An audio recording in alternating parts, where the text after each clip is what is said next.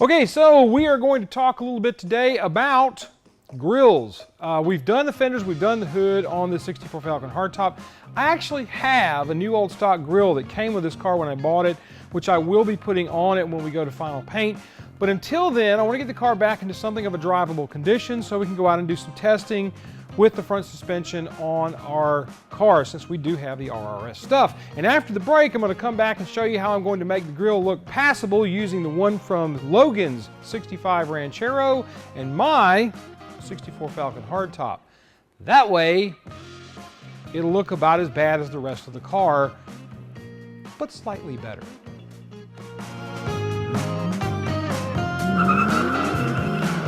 For 45 years, the Miller family and the dedicated staff at Autocrafters have been here helping you to restore your dream Ford. Thank you for your support. Here's to another 45 years of delivering parts for your Falcon, Fairlane, F100, Galaxy, Maverick, and Pinto. All we're trying to do with what I'm showing you today is to get your grill into a little bit better shape than it's in right now, move some of the bars around and make things look nicer than it looks in the condition that this grill and my other grill that was originally on this car are in. So away we go. All right, first things first, it's a little hard to see, but there are some there are some bumps up here on the top of the grill section, ins and outs and all kind of little crazy stuff. These places that you see, like this right here where it's scuffed through to the aluminum base, you're probably not going to be able to get rid of those. These are going to be there regardless of what you do. But you can go in and do some bump work to relieve some of the problems on the back side of it. Again, one of the things you'll want to do is to actually put some pressure down on the piece.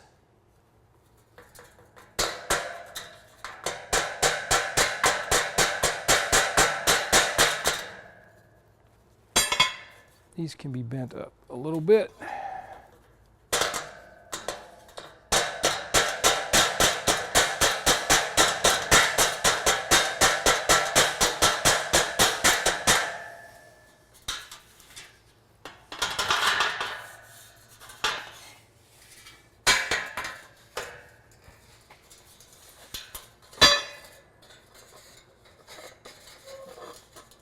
I've got a piece of quarter plate here.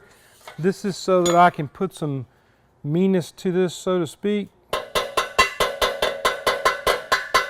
I'm listening for that different pitch.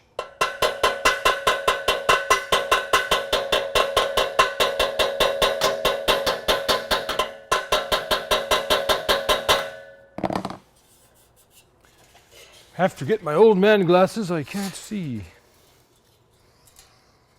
Old man.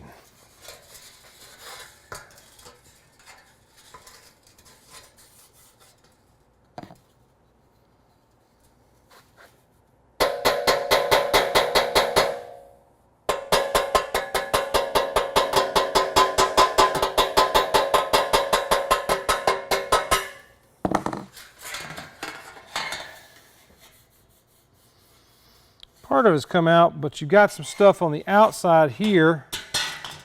Maybe a little hard to see, but there's a spot right here that is a bump out. Something has struck it that's caused it to bump out on it.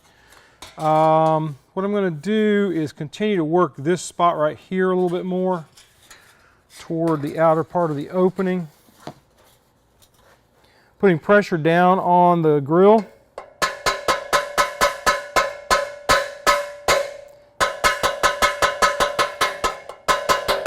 It doesn't take a heap of hammering to make these things pop back out a little bit. That's a little bit better up here. We still have the problem down in the bottom section of it, down inside of here, which is going to be a little hard for you to probably see me working.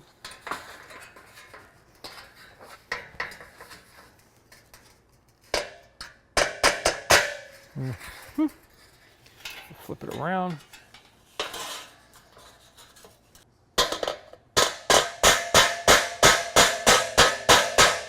One of the other things you're going to be wanting to do is look at your light as it plays across the metal in here. You'll see it change. You have a certain line, and look to your light from overhead that you can see and it's not showing up right on here when you're working this part. In other words, you'll see it falling back into place if you hit it right.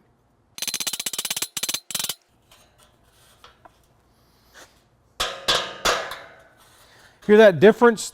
You don't want to hear that.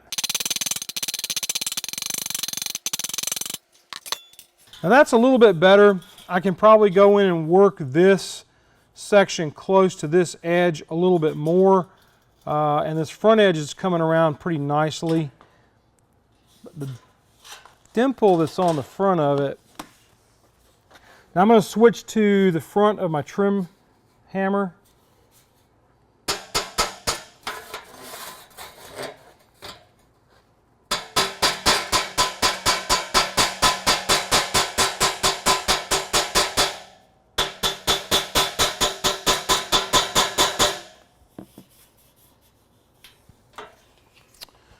Drag in a couple of different tools. Now here are a couple of dollies. This is a heel dolly, or I call it a heel dolly. I have had people tell me this is called a common dolly. That's not what I call a common dolly. This is a heel dolly. And I don't know what this thing's called, but for trim work it's actually pretty convenient and pretty nice because it has a couple of different lines to it and a couple of different nice hardline points that you can use to start flattening some of this stuff out.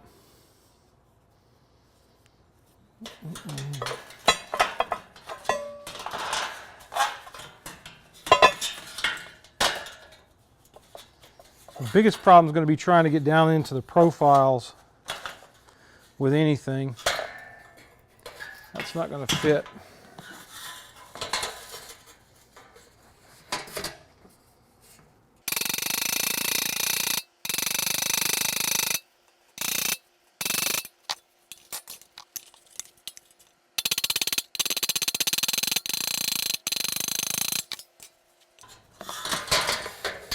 Now I'm going to work this little lump right here.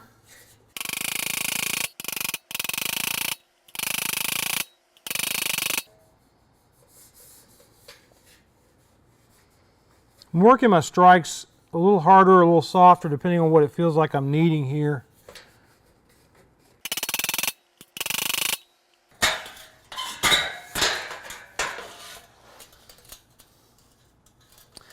Now I'm just basically going back in and working this back line.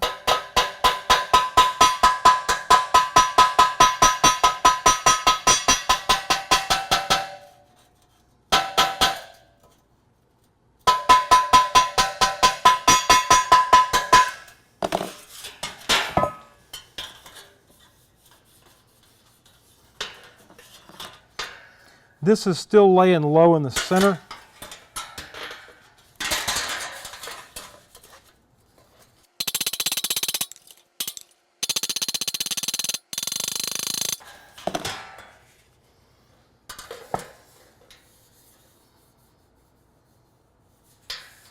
You'll notice I'm going back in and feeling this stuff. A lot of times your fingers will tell you things that your eyeballs won't.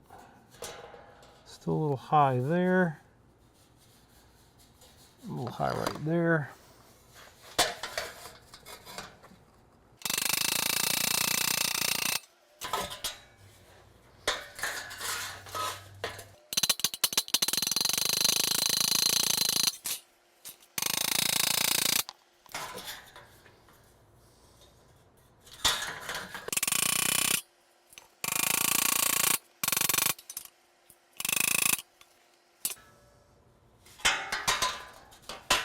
I'm just going back and forth, back and forth.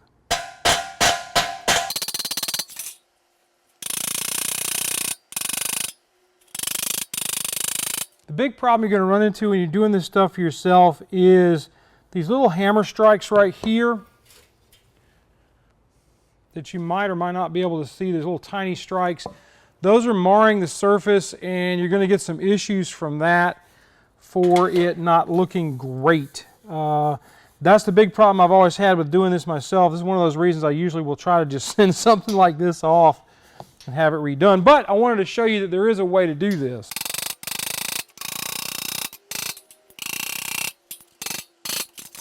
All right, now the problem you're going to run into when you're doing this kind of stuff is a lot of times when you do this hammer work, you're going to still have some issues with the metal.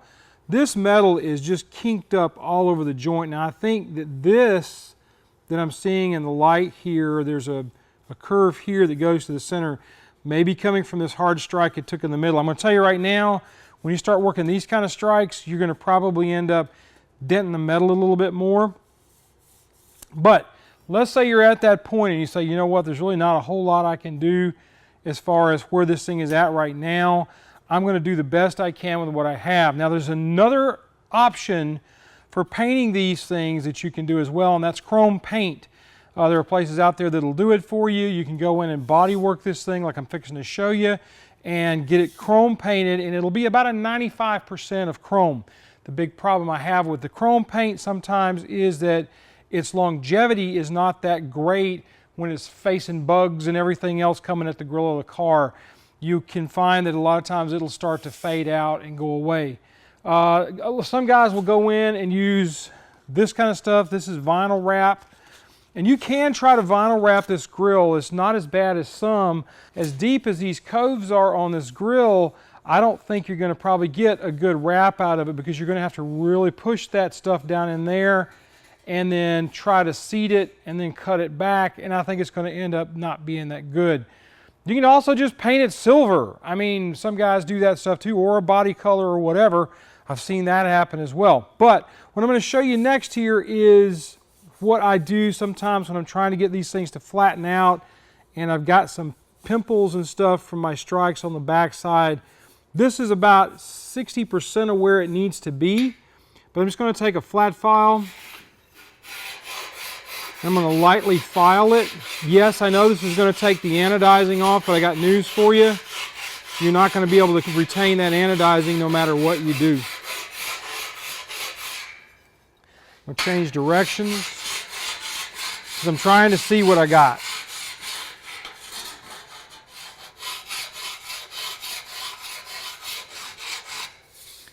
Now you can see I've got a pretty nice sized low spot there.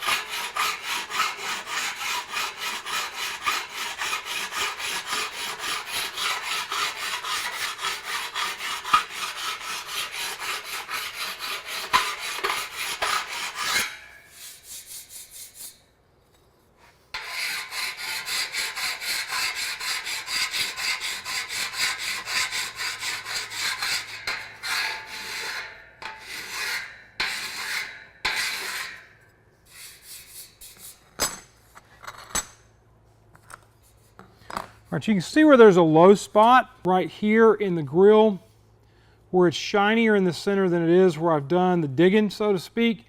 So that could possibly stand to be brought back up just a little bit. And this is all in that same area that I've already been working. Not doing hard strikes.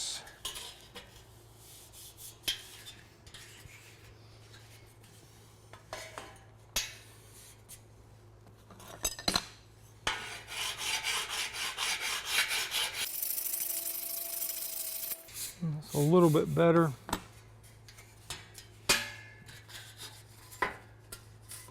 Try to get this over here where you can see what I'm attempting to do.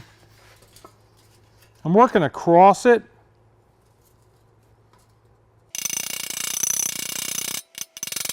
I'm working across the lay of the metal. If the metal has a rounded shape to it, you're going to want to take your hammer and use the point end of the hammer and go this way on the grill rather than working this way on the grill, because if you're working across it, you can end up with marks in it.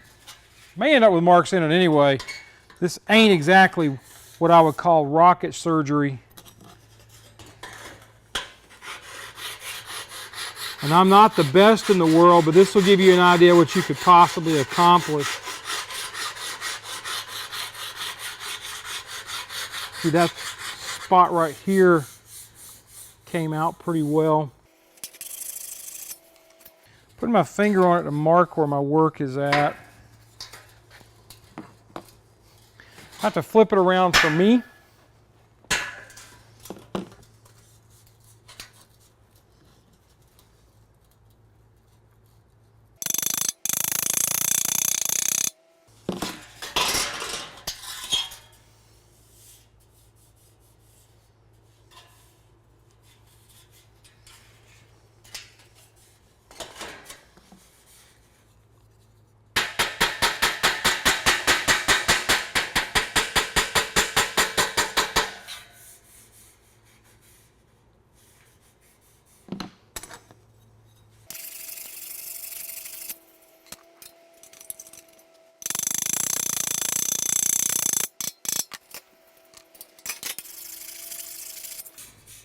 Now, that didn't take much filing at all to get that to come to where it is.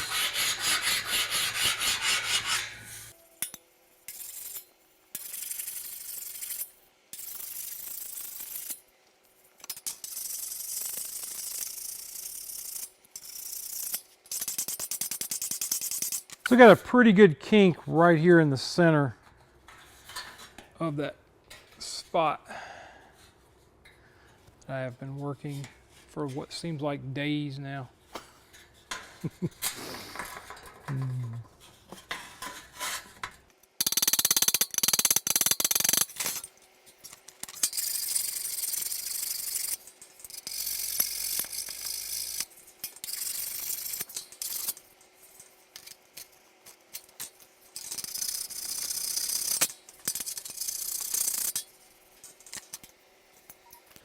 All right, I'm going to work on that a little bit more off camera, but that gives you an idea. I mean, this was actually pretty nasty looking through here, and I've scuffed it down to that point. Now, what I'm going to do in a minute is I'm going to go and hit it with some sandpaper.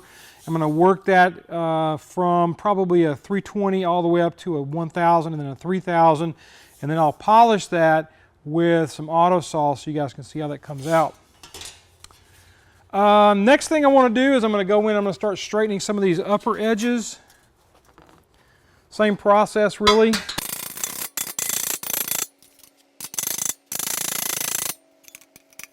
me get this off this edge back here, see if I can get it to roll where I want it to. There we go. Biggest problem you're going to run into doing this kind of stuff is trying to find a place to set it to do it. And I'm going to go ahead and work with one right here, dead center.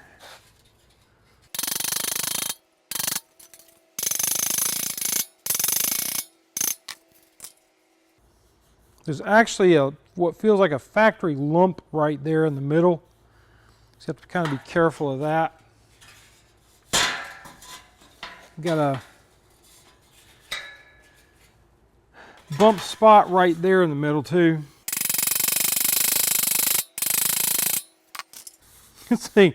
This thing's been drugged from pillar to post. It's in pretty bad shape. Because there's deep scratches all in it already.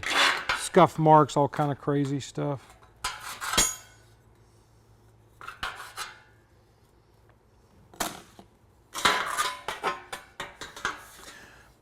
All right, I'm going to stop on that for a minute because if I don't stop right there, it's going to be a case of me doing this until the cows come home because I get out here and I get busy and I don't show you other things. All right, what I'm going to do is I'm going to take my quarter plate, set it down like this, and if you're lucky, if you're unlucky, you have a grill that looks like this one is, but if you're lucky, you can actually take and have your quarter plate be about the same width as your crossbars. And that's kind of what we've got going on here. So what I can do now is I can take this hammer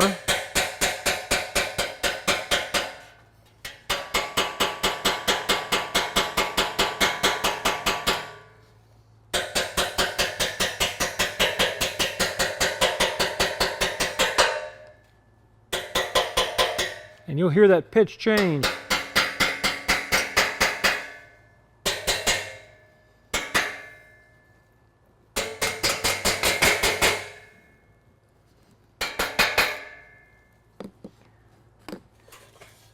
If it goes a little bit too deep, which this one did, sometimes you can go in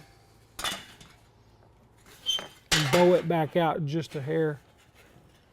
Again, this is not rocket surgery. It's kind of an art form. But it'll look better than a bowed out crossbar. I'm holding the hammer very lightly. I'm not really gripping up on the hammer. I'm just letting the hammer do all the work, so to speak.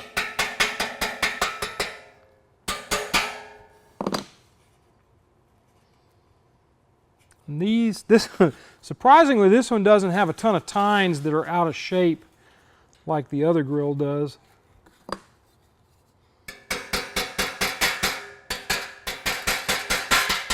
Has a couple, but nothing terrible. Okay. I got a bigger grouping here. This one is actually poked in a little bit. And take the corner, set it in there, and put just a teensy bit of pressure on it. And that'll straighten that out enough.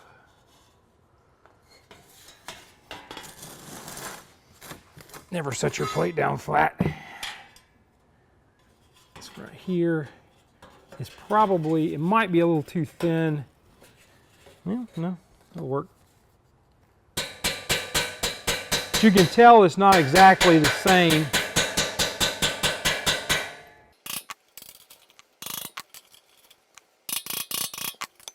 All right, the tines on this one weirdly are in pretty good shape. It's the top edge that has seen the most abuse.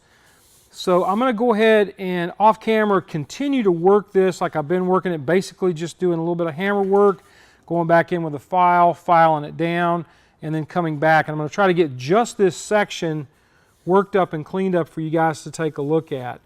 And then hopefully it'll look at least a little bit better when we're done with it. Okay? Okay. All right, so I'm going to do a little bit of sanding now to honestly see where I'm at. I'll be honest with you too, these grills weren't perfect from day one. They were kind of wobbly looking at times. The anodizing on them wasn't a bright, shiny anodizing that would say would be 100% like chrome. The anodizing was actually more like about a 95% gloss. Ergo, the statement about using a chrome paint, because it is only going to be about a 95 to 90% gloss, just like the anodizing would be. So if you wanted to have that factory look, that might be a fairly good option for you. I'm going to wear a respirator while I'm doing this. I'm going to go 400, 600, and 1000.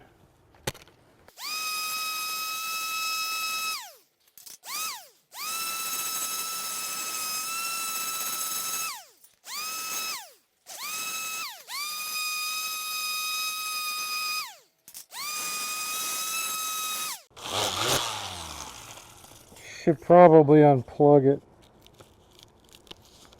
Safety third! 600.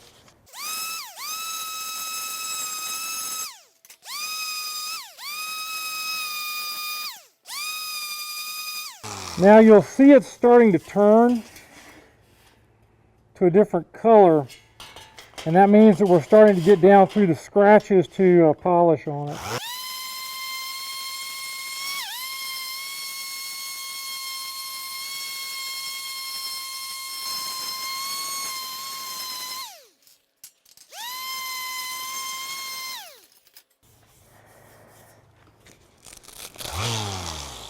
Should probably unplug it.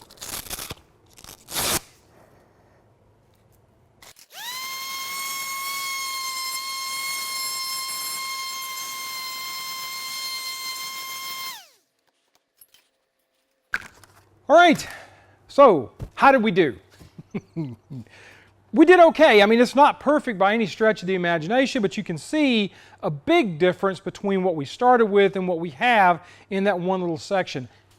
Hours can be consumed cleaning up these grills, but I will tell you that just a few little things that you can do in repair work, especially if the anodizing is still good and you just got a couple of little bars that are messed up or little things that may be wrong on the grill that you can easily, quietly, and softly tap out, to get them straightened out. So there you go. You can fix up one of these grills decently. Are there other things that you can do? As I talked about earlier on in the episode, you can paint, you can go in and you can do a vinyl wrap, which I did an Instagram thing the other day, and I asked people if they wanted to see me do a vinyl wrap on the grill. They said yes, so I've already got the vinyl in here, and we're going to be doing a vinyl wrap in a sidebar episode probably in the next couple of weeks just to see how that'll turn out. I don't know if we're going to succeed because there's a couple of places on this that are fairly complex. They're going to be hard to wrap and make to look decent. But if it turns out, Logan will have a nice grill and I still end up with my new old stock grill to put in my 64 Falcon hardtop. It sounds like a win-win here. Do me a favor, folks. Be kind to each other, love on each other, treat each other nice. You guys have a great week and we'll see you on down the road. So, you know, Logan should really be doing this, but Logan doesn't know how to do it, and he's busy running his lawn business, which is doing quite well in the Aiken, Augusta area. So, yeah, he's making money, but he's not paying me for my work. Hey.